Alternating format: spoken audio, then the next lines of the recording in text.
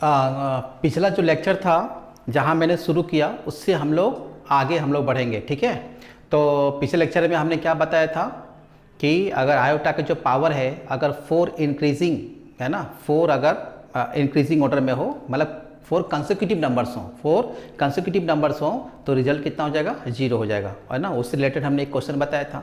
अच्छा, उससे रिलेटेड हम कुछ और भी क्वेश्चन बता रहा हूँ मैं। देखो हमारे पास है एक क्वेश्चन, लेते हैं क्वेश्चन है आयोटा, ये summation r equal to 1 to 25 और यहाँ पर आयोटा फैक्टोरियल r, इसको सॉल्व करना है, ठीक है। तो इसको सॉल्व कैसे करेंगे, देखो यहाँ पर आयोटा, यहाँ पर कितना 1 से शुरू करेंगे, यहाँ पर 1 हो गया, फिर प्लस आयोटा स्क्वायर या फैक्टोरियल 2 हो गया, है ना। इसका मतलब क्या हुआ, समेसन का मतलब क्या हुआ, इस तरह से हम लोग आगे बढ़ते जाएंगे, 1 रखेंगे, फिर 2 रखेंगे, फिर 3 रखेंगे और बीच में प्लस करते रहेंगे। इसका मतलब यही होता है बेटा, ठीक है। उसको हम लोग ब्रीफली इसको ऐसे लिखते हैं और उसको एक्सपेंड करेंगे तो उसको ऐसे लिखेंगे। इसके बाद आयोटा फैक्टोरियल क्यूब, फिर आयोटा फैक्टोरियल 4, आयोटा फैक्टोरियल 5, है ना, iota factorial 6 plus dash dash iota factorial 25, मतलब इसको इस तरह से हम एक्सपेंड करेंगे। अच्छा, अब इसको सॉल्व कैसे करना है, देखो अब इसको सॉल्व करना का है, कैसे करना है, तो आयोटा हो गया, ये आयोटा फैक्टोरियल का मतलब अभी मैंने बताया फैक्टोरियल का मतलब, है ना। तो फैक्टोरियल का मतलब यहाँ पे कितना होगा, 2 × 1 हो गया। फिर यहाँ पर आयोटा फैक्टोरियल 3 का मतलब 3 × 2 × 1, इसका मतलब ये हुआ। अच्छा, आयोटा फैक्टोरियल 4 का मतलब 4 × 3 × 2 × 1 हो गया।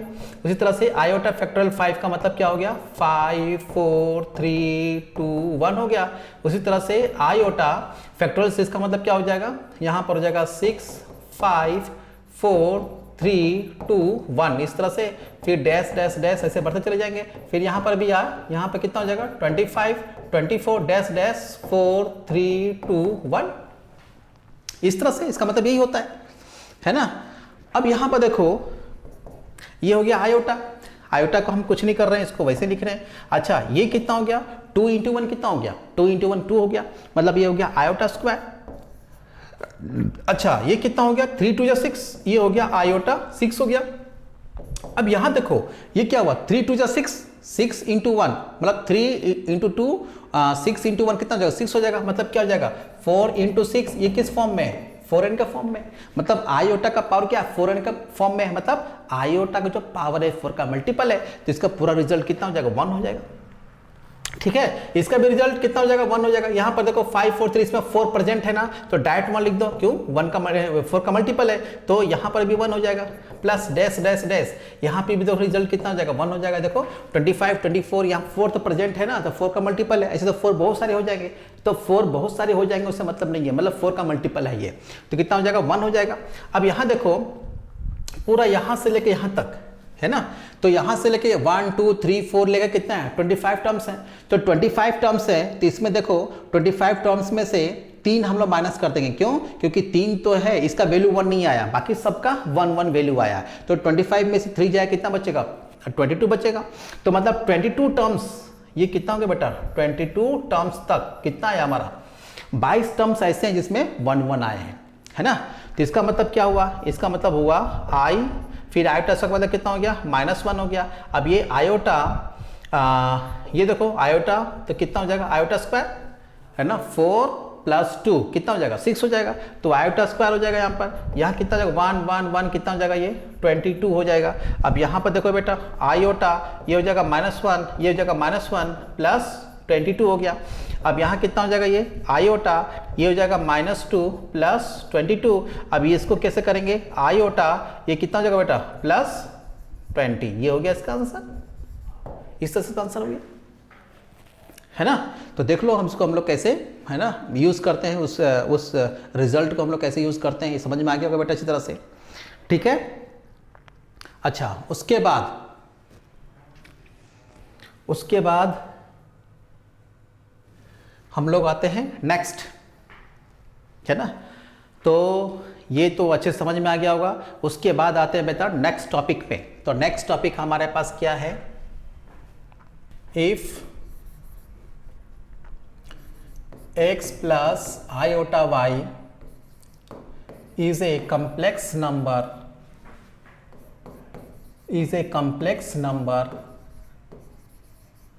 then if x plus iota y is a complex number, then not first it is represented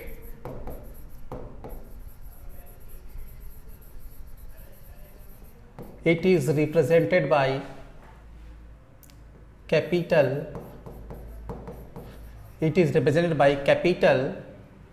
Z.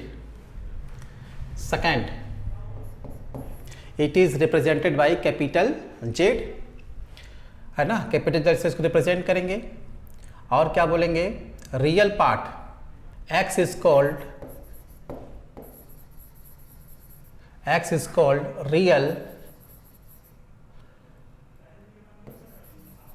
real part of Z। Third में y is called imaginary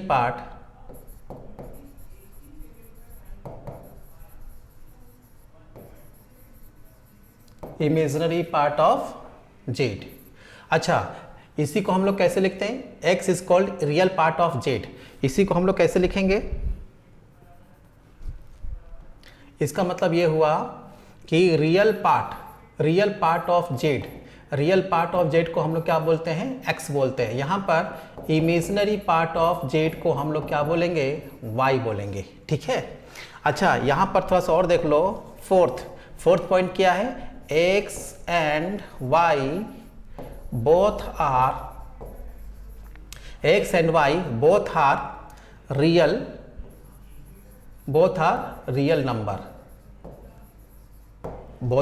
real number. X और y दोनों क्या है, दोनों रियल नंबर कहलाते हैं। तो कुल मिला के मैं क्या कहना चाहता हूं कि ये जो हमारे पास है x प्लस वाई, कुल मिला के मैं ये कहना चाह रहा हूं कि ये जो हमारे पास है x प्लस वाई, ये जो x प्लस वाई इसको हम लोग किससे रिप्रेजेंट करते हैं, z से रिप्रेजेंट करते हैं। जिसका मतलब है इसको हम लोग इस तरह से लिख सकते हैं, z equal to x plus iota y। ठीक है। अच्छा, एक चीज़ और समझ लो, यहाँ पर इसको हम लोग ऑर्डर्ड पेयर में, इसको हम लोग इस तरह से कोडेड फॉर्म में भी हम लोग लिख सकते हैं। कोडेड फॉर्म मतलब किस तरह से, इस तरह से एक्स वाई, इस फॉर्म में भी हम लोग लिख सकते हैं। ठीक है। तो जो ये कॉम्प्लेक्स नंबर है इसको हम लोग किससे रिप्रेजेंट करते हैं, कैपिटल जेड से बेटा इसको हम लोग रिप्रेजेंट करते हैं। ठीक है। और एक्स और वाई दोनों क्या होता है, दोनों रियल नंबर होते हैं। ठीक है। अच्छा, और क्या मैंने लिखा है, x is called real part of z। z का क्या होता है, ये z का क्या होता है, रियल पार्ट है। उसी को हम लोग शॉर्ट फॉर्म में कैसे लिखते हैं, real part of z equal to x। अच्छा, y को क्या बोलेंगे, y को बोलेंगे imaginary part of z, y को बोलेंगे इमेजिनरी पार्ट ऑफ z बोलेंगे। और यहाँ पर x और y ये दोनों क्या बेटा, दोनों रियल होते हैं। ठीक है, ये है हो गया। अब इसके बाद देखो, अगर हम इसमें कुछ क्वेश्चंस लेते हैं तो कॉन्सेप्ट क्लियर करने के लिए। अब देखो यहाँ पर एक क्वेश्चन लेते हैं, ये क्वेश्चन लिया हमने, ये क्वेश्चन लिया, z equal to a plus iota 7। अब इसमें बोलेगा आयोटा 7 है ना, फाइंड, क्वेश्चन बोलेगा find imaginary part of z। तो find imaginary part of z, तो इमेजिनरी पार्ट ऑफ z कितना होगा उसका वैल्यू फाइंड करना है। तो बेटा यहाँ पर इमेजिनरी पार्ट ऑफ z, अब मैंने बताया तो तुम आराम से बोल सकते हो, तुरंत भर में तुम बोल दोगे कि इसका इमेजिनरी पार्ट कितना है, 7 बोलोगे, क्योंकि यहाँ पर 7 दिखाई दे रहा है, y की जगह पर 7 दिखाई दे रहा है। लेकिन ऐसे लिखना गलत है, ऐसे बोलना गलत है। क्यों? क्योंकि a के बारे में कुछ कहा नहीं गया है, a के बारे में नहीं कहा गया है, तो हम इमेजिनरी पार्ट ऑफ z हम नहीं कुछ बता सकते, उसके बारे में हम कुछ नहीं बता सकते क्या होगा। क्यों कि मान लिया अगर यहाँ पर a का वैल्यू दे दिया, अगर हम लेते हैं यहाँ पर लेट अगर a का वैल्यू अगर दे दिया यहाँ पर 2 प्लस 5 आयोटा दे दिया, अगर a का वैल्यू 2 प्लस 5 आयोटा दे दिया, तब हमारे पास यहाँ z का वैल्यू कितना हो जाएगा? z का वैल्यू हो जाएगा 2 plus 5 iota, 2 plus 5 iota, 2 plus 5 iota plus 7 iota. अब इसको आप सॉल्व करो बेटा, यहाँ पर 2 7 प्लस 5 कितना हो जाएगा? 12 आयोटा, ये 12 आयोटा। अब यहाँ पर देखो ये z हो गया, अब यहाँ पर इमेजनरी पार्ट ऑफ z कितना हो गया? 12 हो गया। अब पहले कितना दिखाई दे रहा था? 7 दिखाई दे रहा था, तो कितना फर्क हो गया? अगर a अगर इस तरह से हो गया तो बिल्कुल अलग हो गया, a का वैल्यू कोई दूसरा वैल्यू हो सकता है, a का तीसरा वैल्यू हो सकता है, a पर डिपेंड करता है कि a का वैल्यू क्या होगा। ठीक है, तो ऐसे लिखना, ऐसे हम लोग नहीं बता सकते। ठीक है, अब उसके बाद, ठीक है, अब उसके बाद हम लोग आगे बढ़ते हैं। नेक्स्ट है algebraic operations, algebraic operation on off complex number, of complex number, algebraic operations of complex number. तो जो अलजेब्रिक ऑपरेशंस है उसके बारे में हम लोग पढ़ेंगे कि कॉम्प्लेक्स नंबर में अलजेब्रिक ऑपरेशन कैसे हम लोग यूज करते हैं। जैसे देखो यहाँ पर नोट में डालेंगे, first point addition, addition, addition, if z1 equal to हमने ले लिया a प्लस आयोटा b और z2 ले लिया हमने c plus iota d, then हमारे पास क्या हो जाएगा? z equal to z1 plus z2, दोनों को अगर हम प्लस करते हैं तो हमारे पास कितना हो जाएगा? a plus iota b plus c plus iota d, दोनों को प्लस करो बेटा, तो यहाँ पे क्या होगा? ये रियल ये भी रियल, तो क्या हो जाएगा? रियल को हमने इस तरह से लिखा, ये इमेजनरी, तो आयोटा को बाहर ले लो, b प्लस डी, इसको हम ऐसे ले सकते हैं। अब जो रिजल्ट आया देख रहे हो, ये रियल पार्ट और इमेजनरी पार्ट। ठीक है, ये भी क्या होगा? कॉम्प्लेक्स नंबर, मतलब दो कॉम्प्लेक्स नंबर को हम प्लस करेंगे तो जो रिजल्ट आएगा वो भी कॉम्प्लेक्स नंबर आएगा, है ना, इस तरह से। अच्छा, सेकेंड पार्ट, सेकेंड हमारे पास क्या होगा? सब्ट्रैक्शन।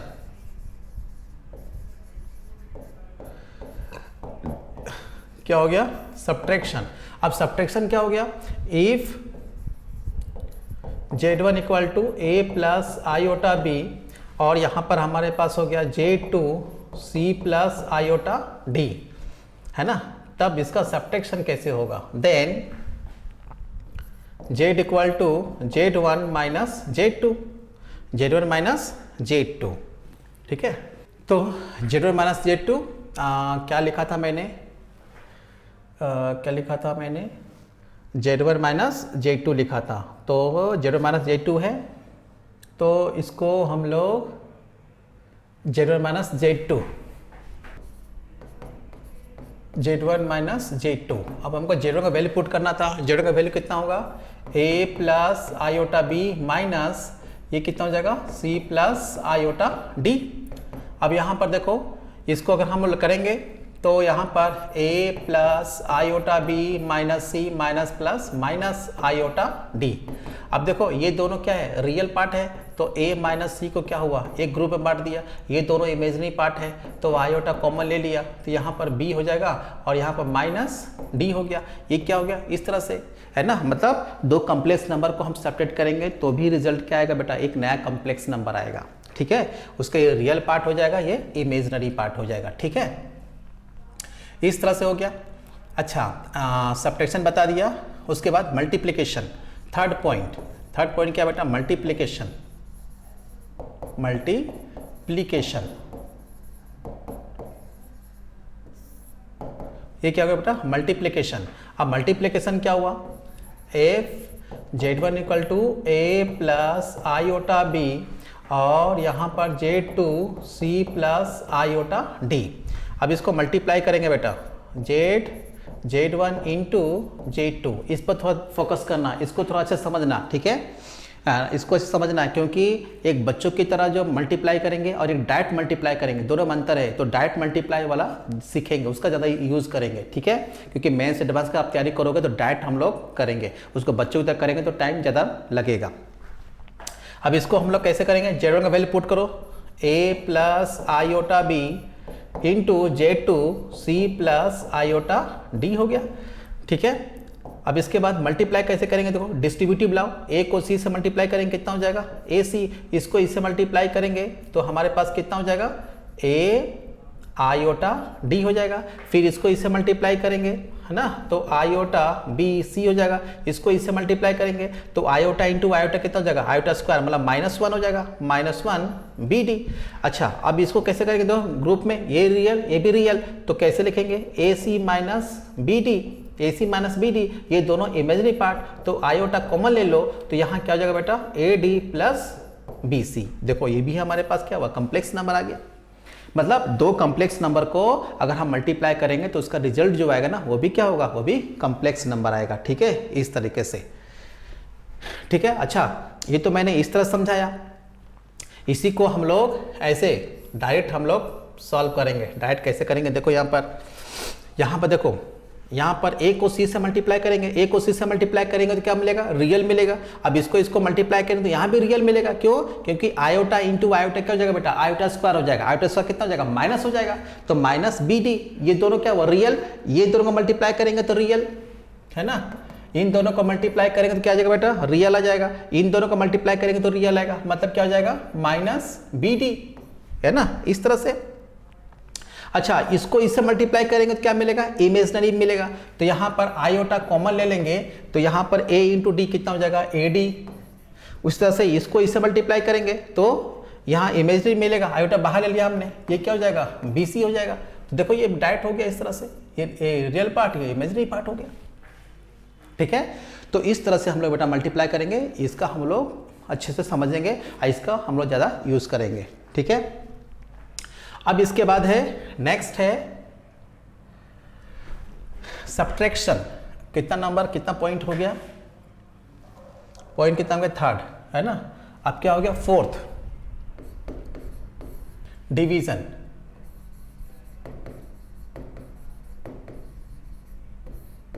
डिवीजन कैसे करेंगे, है ना, Z1 हमारे पास a प्लस आयोटा b है, J2 इक्वल टू, है ना, C प्लस आयोटा D है। अब इसके बाद यहाँ पर Z, तो Z हमारे पास कितना, Z1 अपॉन Z2 है, तो Z1 अपॉन Z2 है, तो Z1 का मतलब कितना, a प्लस आयोटा b, और Z2 का मतलब क्या हो गया बेटा, C प्लस आयोटा D। अब यहाँ पर क्या है, इसको सॉल्व करना है, इसको भी सॉल्व करके रियल पार्ट और इमेजिनरी पार्ट दो भाग में इसको करना है। तो कैसे करेंगे, इसको रैशनलाइज करेंगे, a प्लस आयोटा b, यहाँ हो जाएगा c plus iota d। Rationalise करेंगे मतलब c माइनस आयोटा d से ऊपर नीचे मल्टीप्लाई करेंगे, मल्टीप्लाई करो। अब देखो ये ऊपर मल्टीप्लाई होगा और नीचे नीचे मल्टीप्लाई होगा, न्यूमरेटर को न्यूमरेटर से मल्टीप्लाई करेंगे और डिनोमिनेटर को डिनोमिनेटर से मल्टीप्लाई करेंगे, है ना। कैसे मल्टीप्लाई करेंगे, तो a को c से मल्टीप्लाई करेंगे तो हमारे पास क्या मिलेगा, रियल पार्ट मिलेगा ac। अच्छा, फिर क्या हमको फिर रियल कहाँ से मिलेगा, इसको इससे मल्टीप्लाई करेंगे तो क्या हो जाएगा, ये माइनस, है ना, प्लस माइनस माइनस, और आयोटा इंटू आयोटा कितना हो जाएगा बेटा, आयोटा स्क्वायर हो जाएगा, मतलब -1 हो जाएगा, तो -1 हो जाएगा, तो -1, तो ये माइनस पहले से है तो क्या हो जाएगा, प्लस हो जाएगा, और b इंटू डी कितना हो जाएगा, bd। देखो ये रियल पार्ट प्लस अब इमेजिनरी पार्ट आएगा, इसको इससे मल्टीप्लाई करेंगे, देखो इमेजिनरी मिल रहा है, इसको इससे करेंगे तो इमेजिनरी मिलेगा, तो आयोटा इसको इससे मल्टीप्लाई करेंगे तो क्या हो जाएगा bc, है ना, और इसको इससे मल्टीप्लाई करेंगे तो क्या हो जाएगा ad। आयोटा कॉमन ले लिया। अच्छा, अब उसके बाद देखो अपॉन में, यहाँ जब मल्टीप्लाई करते हैं तो a plus b a minus b, जब भी हम कॉम्प्लेक्स नंबर में रेशनलाइज करेंगे तो हमेशा ये फॉर्म लगेगा। कौन सा फॉर्म लगेगा, यहाँ पर a plus b a minus b कितना हो जाएगा, a square minus b square, है ना। तो a plus b a minus b, तो a स्क्वायर, तो a स्क्वायर का मतलब क्या हो जाएगा, c का स्क्वायर, c का स्क्वायर, उसके बाद माइनस b का स्क्वायर, आयोटा d का स्क्वायर, आयोटा d का स्क्वायर। तो यहाँ देखो बेटा ac प्लस bd अच्छा ये देखो सी स्क्वायर, यहाँ आयोटा स्क्वायर कितना हो जाएगा, -1 हो जाएगा, तो माइनस माइनस प्लस हो जाएगा, यहाँ पर डी स्क्वायर, तो ये पूरा क्या होगा, रियल, मतलब रियल मिल जाएगा, ये सी स्क्वायर, ये हो गया डी स्क्वायर। उसके बाद प्लस ये आयोटा बी सी, ये हो जाएगा ए डी अपॉन में ये कितना हो जाएगा, ये सी स्क्वायर, ये हो जाएगा डी स्क्वायर। इस तरह से अब देखो बेटा ये जेड हो गया, ये हो गया हमारे पास क्या हो गया, ये जेड हो गया। अब जेड हो गया तो ये क्या होगा, रियल और ये इमेजिनरी।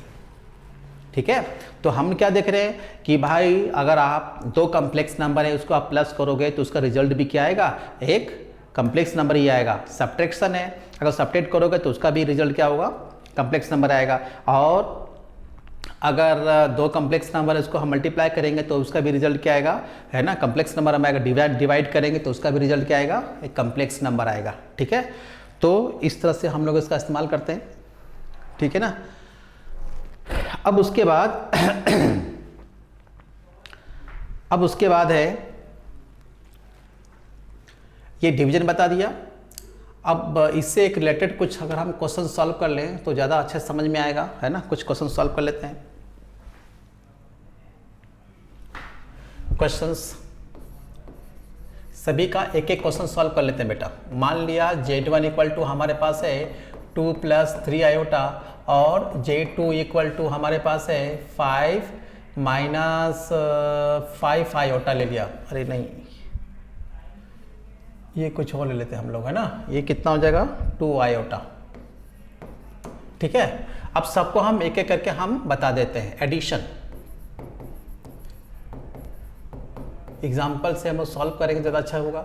एडिशन कर लो, Z1 + Z2 दोनों को प्लस करो बेटा, 2 + 5 7 हो जाएगा और ये 3 में से 2 जाएगा, कितना बचेगा, आयोटा, यही बचेगा ना। 3 में से 2 जाएगा, कितना बचेगा, 1 आयोटा, हमने प्लस कर दिया। ठीक है, और हमने सब्ट्रैक्ट भी कर दो, सब्ट्रैक्शन।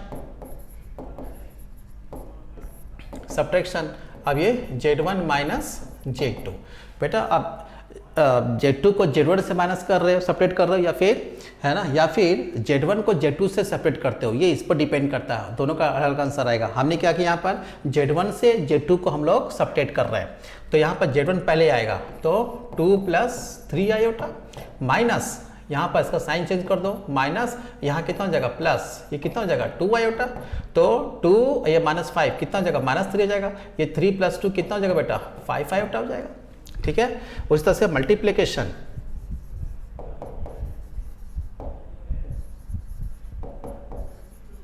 अब ये मल्टीप्लिकेशन करेंगे, तो मल्टीप्लिकेशन कैसे, Z1 × Z2, देखो बेटा यहाँ पर प्लस कर रहे हैं तो देखो इसका जो रिजल्ट आ रहा है वो भी देखो कॉम्प्लेक्स नंबर, माइनस कर रहे हैं उसका भी रिजल्ट क्या हो रहा है, कॉम्प्लेक्स नंबर आया है। अब Z1 Z2 को मल्टीप्लाई करेंगे तो कैसे मल्टीप्लाई करेंगे, 2 + 3 आयोटा, यहाँ पर 5 - 2 आयोटा। ठीक है, अब ये मल्टीप्लाई करो, तो मैंने बताया, तरीका बताया, हम लोग डायरेक्ट वाला हम लोग यूज़ करेंगे मेथड। 2 को 5 से मल्टीप्लाई करेंगे 10 रियल आएगा, इसको इसे करेंगे प्लस माइनस माइनस, और ये आयोटा × आयोटा, आयोटा स्क्वायर, तो प्लस हो जाएगा, 3 × 2 = 6 हो जाएगा, प्लस आयोटा। अब यहाँ पे देखो इसको इसे मल्टीप्लाई करेंगे, 5 × 3 = 15, इमेजिनरी पार्ट मिलेगा, इसको इसे मल्टीप्लाई कर दो, 5 × 2 = 4 हो जाएगा। अब यहाँ पर हो जाएगा 10 + 6 कितना हो जाएगा, 16 हो जाएगा। 15 में से 4 जाएगा, कितना बचेगा, 11 आयोटा। ये क्या हुआ हमारा, इस तरह से जेड निकल गया। इस तरह से मल्टीप्लाई करेंगे बेटा। ठीक है, तो बहुत ही काम का चीज़ है, इसको अच्छे से मल्टीप्लाई करो, है ना, इस तरह से। अच्छा, एक और बता देते हैं ना, सब्ट्रैक्शन। सब्ट्रैक्शन हो गया, डिवीजन बताते हैं, डिवीजन ही बता देता हूँ मैं। ये हो गया डिवीजन। अब डिवीजन कैसे, हमारे पास Z1 कितना था,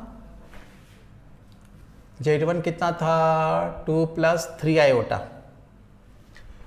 2 + 3 आयोटा। अच्छा, Z2 कितना था बेटा, Z2 कितना था, 5 - 2 आयोटा, 5 - 2 आयोटा। अब इसका डिवीजन करते हैं। डिवीजन कैसे भाई, Z1 को हम लोग Z2 से डिवाइड कर रहे हैं, तो Z1 ऊपर आएगा, 2 + 3 आयोटा अपॉन में Z2 5 - 2 आयोटा। इसको सॉल्व करो, 2 + 3 आयोटा 5 माइनस 2 आयोटा क्या करेंगे, रेशनलाइज करेंगे। 5 plus 2 iota, 5 plus 2 iota rationalise करेंगे। अब रेशनलाइज करेंगे, ऊपर मल्टीप्लाई करेंगे, कैसे करेंगे बता दिया मैंने। 2 5 जा 10 हो गया। फिर यहाँ पर यहाँ से मिलेगा रियल मिलेगा, 3 2 जा 6 और आयोटा इंटू आयोटा स्क्वायर -1, तो ये हो जाएगा 6 हो गया। ये real part plus imaginary part कैसे मिलेगा, यहाँ इसको इससे मल्टीप्लाई करो, देखो इमेजिनरी पार्ट मिलेगा 5 3 जा 15। अच्छा इसको इससे मल्टीप्लाई करेंगे, इमेजिनरी पार्ट मिलेगा 2 2 जा 4 हो जाएगा। ठीक है। अच्छा उसके बाद यहाँ पे कितना, a minus b a plus b, तो यहाँ पे कितना हो जाएगा 25। यहाँ हमेशा प्लस आएगा है ना, जब भी हम लोग कॉम्प्लेक्स नंबर हम लोग पढ़ रहे हैं, जब भी रेशनलाइज करेंगे तो डिनोमिनेटर में हमेशा प्लस ही आएगा। क्यों आएगा, देखो यहाँ पर आयोटा, यहाँ पर a square minus b square होता है, a प्लस बी और a माइनस बी हमारे पास क्या होता है a square minus b square, तो ये जो माइनस है यहाँ पर आयोटा स्क्वायर रहता है तो प्लस कर देगा, है ना। ठीक है बेटा, यहाँ पर 2 का स्क्वायर कितना हो जाएगा 4 हो जाएगा। अब 10 में से 6 जाएगा कितना बचेगा 4, 25 प्लस 4 कितना हो जाएगा 29 प्लस आयोटा यहाँ कितना हो जाएगा 19, ये हो जाएगा 19, ये हो जाएगा 19 आयोटा अपॉन में 29, क्या हो जाएगा 29। देखो इस तरह से है ना, तो इस तरह से है ना बिल्कुल ये कैसे वो जो मैंने बताया है ना उसको हम लोग कैसे सॉल्व करते हैं है ना, उसको प्रैक्टिकली कैसे हम लोग यूज़ करते हैं क्वेश्चन में, वो मैंने बताया है ना, तो समझ में आ गया होगा। ठीक है, ठीक है बेटा, आज का क्लास इतना ही। ठीक है, उसके बाद जो नेक्स्ट होगा टॉपिक हम नेक्स्ट क्लास में हम लोग शुरू करेंगे बेटा। ठीक है, आज का क्लास इतना ही, क्लासेस डिसमिस।